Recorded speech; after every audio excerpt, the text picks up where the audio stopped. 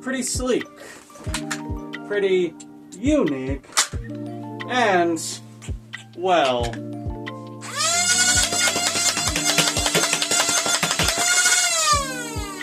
one hell of an SMG. Let's get into it.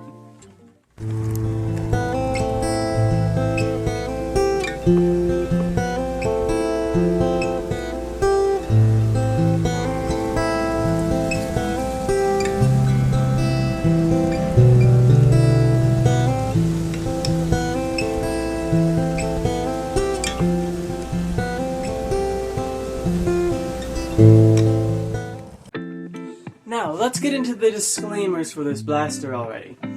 I got this from N7Customs. Spectre N7 is the owner of N7Customs. And this beautiful piece cost me a whopping $800, which is a bit much for some of you. But I believe I got what I paid for. But this review was not paid for. I paid for this with my own money. So, all of the opinions are my own, and let me quit blabbering, and let's see if you might want one of these by the end of this video. So let's get into it. Getting into the overview of this beautiful little blaster. This blaster was designed by Jackrabbit Nerf and printed off for me by N7Customs. And it came out beautifully, but that's not what we're talking about right now, is it? So, just like what Grantham loves to do, we're going to go tip to butts on this beautiful little project. Starting up here at the top, we have a blazing orange tip, which you obviously want for your public safe Nerf blasters. On these sides right here, we have vents on, like I said, both sides. That helps vent out some of the excess heat from your motors, so that way you don't melt the motors. And this piece is separate right here, where the cage is, because I did get hot swappable cages. Now, I'm not quite sure if that's part of the original design, but Spectre did include it for me, so that was very nice of him. On both sides, we also have Jackrabbit Nerf's little logo. Now, it was filled in with, I think it was a paint marker from Spectre, but this has been through some use, so it has worn out over time. Also up here at the front, we have a nice little foregrip. It's not the best in my opinion. I would have paid a little bit extra to have a little piece of Picatinny up here for a Prongle foregrip. But, to each their own. Back here when it comes to the triggers, they're not the best in my opinion. This one, the rev trigger, is a bit clicky, so that is nice, that is what you want. But the trigger is a bit... It seems like it's snappy, but it's really mushy. And because of how this was designed, not of Spectre's doing, but I believe of Jackrabbit's, you can see that it pushes the plate out if you go a little bit farther than you need to. Which I guess isn't too much of a problem. I've had this for over a year and it hasn't broken on me. But it still just takes away from the overall quality of the build. But it's a flywheel full auto blaster, so I guess the trigger pull doesn't matter too much. Back here, the grip it's pretty solid. It's what you would expect. It's nothing fancy, but it is nice and comfortable for prolonged play. Now, this is also a thumb hole grip, by the way, but it does not restrict your wrist too much. But every single thumb hole will limit your wrist movement even a little. So, it's on the more moderate side. But up here on the sides of the blaster, you do have some side paneling. I personally had Spectre make me 2 custom pieces. One says Bangarang for the auxiliary, because I am a part of the auxiliary, for Bangarang! But on this side we have a medium holster attachment. That is right, this is holster compatible. So I can put this on a thigh rig, or I can put this on my chest, or I can put it on my back. Wherever I can get a holster to fit, I can get it on here. Now, it is a bit wobbly, so it's not the most useful. I'd probably use it more for a wall mount than anything, but, you know, it's quite nice. Up here's where this blaster really does shine, though, because it does not feed like your average Strife or Raven. It feeds from the top of the blaster, like almost a P90. Now, obviously I'm going to clickbait that into the title, because why not? But it genuinely does feed similar to a P90. It, like I had said, it does only hold talons. It will not do katanas, or katana compatible, or even talon compatible. It is strictly a 15 round talon blaster. Now, there may be some out there that do fit within the system, but everyone I own will not feed. Only the 15 rounders, so make sure to keep that in mind.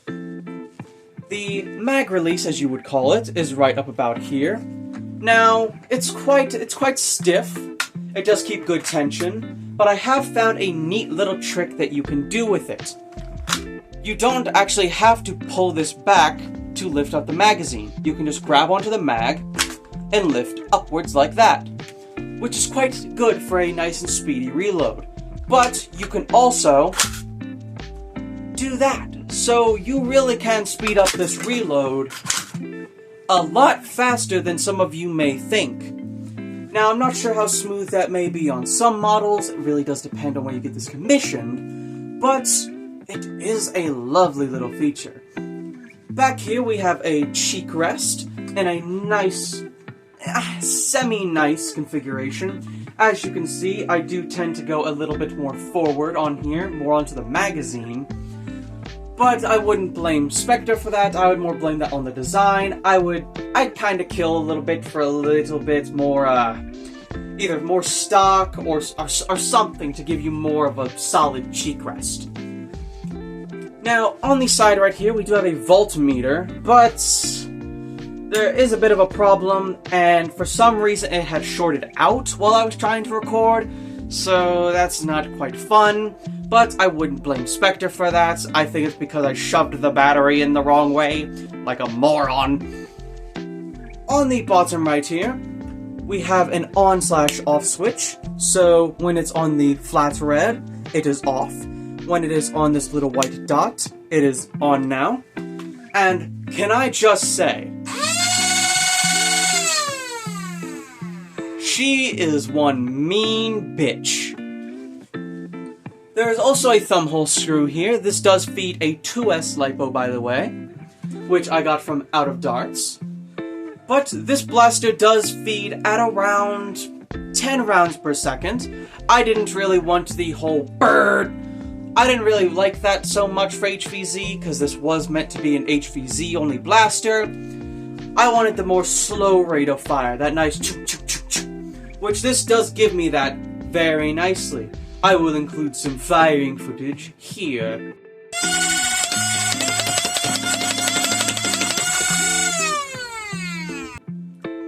It is lovely and I love it. It feels like an AK in the hands, like when you're firing it, and I love it. Another fancy little part about this blaster is that it doesn't feed with a pusher that you would be used to. It feeds with a little wheel. And there are little, almost like little pegs on that wheel that spin around, grab the dart, and push it into the flywheels. It's a very nice design. And I only had it jam once. Out of nearly over 1,000 rounds. That is what I call reliability. And the overall print quality is very smooth. Is it the best you may feel? No. It's not Silver Fox or Out of Darts quality, but I would say it's the next step down. It is very solid, and I have even dropped this blaster on concrete, and it's still held together. So, it is not bad quality at all. There's not really much more to cover here, as it's pretty simple, but when it comes to the cage, before we wrap up into the FPS, the cages do they do swap. It's not the easiest swap, and it did take me a little bit. I haven't re-swapped it since I swapped it for the first time, because it kind of... But it's still a feature, and it's a very nice feature at that. Spectre had given me 2 cages. He gave me one that was a 34mm crush, and then one that was a 33.4mm crush. This gave me upwards of around, I would say the last time I remember, it was between 120 and 127. But that didn't really work for UMBC, which is where I ran this at. But the one I do have in here shoots between 110 and 118 at the highest. So, very nice and consistent. Like I said, and I will show it once more here.